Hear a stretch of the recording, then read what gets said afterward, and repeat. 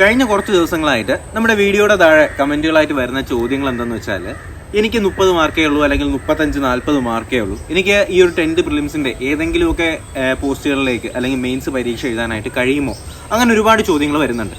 അപ്പോൾ ആ ചോദ്യങ്ങൾ ചോദിക്കുന്നവരെ നമുക്ക് കുറ്റം പറയാനായിട്ട് കഴിയത്തില്ല. കാര്യം അവരെല്ലാം തന്നെ വളരെ ബുദ്ധിമുട്ടി പഠിച്ചിട്ട് പരീക്ഷ എഴുതിയവരാണ്.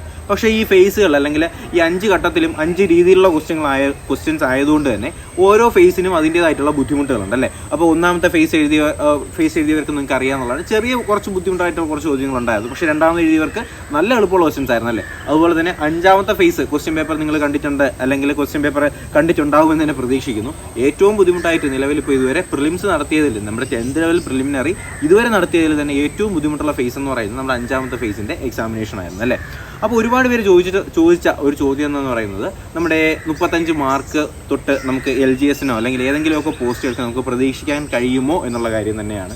അതിൻ്റെ ഒരൊറ്റ ഉത്തരമേ ഉള്ളൂ, വേറെ ഒന്നുമില്ല. നിങ്ങൾക്കൊരു 35 അല്ലെങ്കിൽ 40 മാർക്ക് ഉണ്ടെങ്കിൽ നിങ്ങൾക്ക് നിലവിലിപ്പോൾ ഉള്ള ക്വാളിഫിക്കേഷൻ അല്ലെങ്കിൽ നിലവിലിപ്പോൾ ഉള്ള ബുദ്ധിമുട്ടിൻ്റെ ക്വസ്റ്റ്യൻ്റെ ഈ ഒരു പാറ്റേൺ അനുസരിച്ച് നിങ്ങൾക്ക് LGSനോ അല്ലെങ്കിൽ IRBയൊക്കെ നിങ്ങൾ നോട്ട് ഔട്ടിട്ടുണ്ടെങ്കിൽ നിങ്ങൾക്ക് തീർച്ചയായിട്ടും ഈ 2 പോസ്റ്റിലേക്ക് നിങ്ങൾക്ക് സെലക്ഷൻ കിട്ടാനുള്ള ചാൻസ് കൂടുതലാണ്. ഓക്കെ, അപ്പോൾ ഞാൻ ഈ പറയുന്നത് എന്തിൻ്റെ അടിസ്ഥാനത്തിലാണ് എന്ന് ചോദിച്ചാൽ നമ്മുടെ ഈ ക്വസ്റ്റ്യൻ പേപ്പർ അനലൈസിൻ്റെയും അതുപോലെ തന്നെ നമ്മുടെ തൊഴിൽ വാർത്ത, തൊഴിൽ വീതി പോലുള്ള തൊഴിൽ പ്രസിദ്ധീകരണങ്ങളുടെ നിലവിലുള്ള കട്ട് ഓഫ് പ്രഡിക്ഷൻസ് അനുസരിച്ചാണ്. ഇവിടെ കട്ട് ഓഫ് പ്രഡിക്ഷൻസ് ഞാൻ മൊത്തത്തിൽ നിങ്ങളുടെ അടുത്ത് വിശ്വസിക്കാനും പറയുന്നില്ല.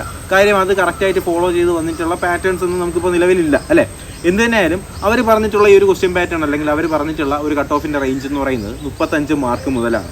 അപ്പോൾ എന്തായാലും ഒരു 35-40 മാർക്കൊക്കെ നിങ്ങൾക്ക് ഉണ്ടെങ്കിൽ നിങ്ങൾക്ക് തീർച്ചയായിട്ടും നിങ്ങളുടെ IRBയിലേക്കോ അല്ലെങ്കിൽ LGSലേക്കോ നിങ്ങൾക്ക് കിട്ടാനുള്ള അല്ലെങ്കിൽ പ്രിലിമിനറി കഴിഞ്ഞിട്ട് മെയിൻസ് കിട്ടാനുള്ള ചാൻസ് കൂടുതലാണ്. ഓക്കെ, IRBയിൽ നോട്ട് ഔട്ട് വയ്ക്കുന്നവർ അറിയേണ്ട ഒരു കാര്യം എന്ന് പറയുന്നത് IRBയിലേക്കുള്ള സെലക്ഷൻ പ്രക്രിയ എന്ന് പറയുന്നത് ഇപ്പോൾ നമുക്ക് പ്രിലിംസ് കഴിഞ്ഞിട്ടുണ്ട്. ഇനി അടുത്ത് നടത്താനായിട്ട് പോകുന്നത് എൻഡുറൻസ് ടെസ്റ്റാണ്.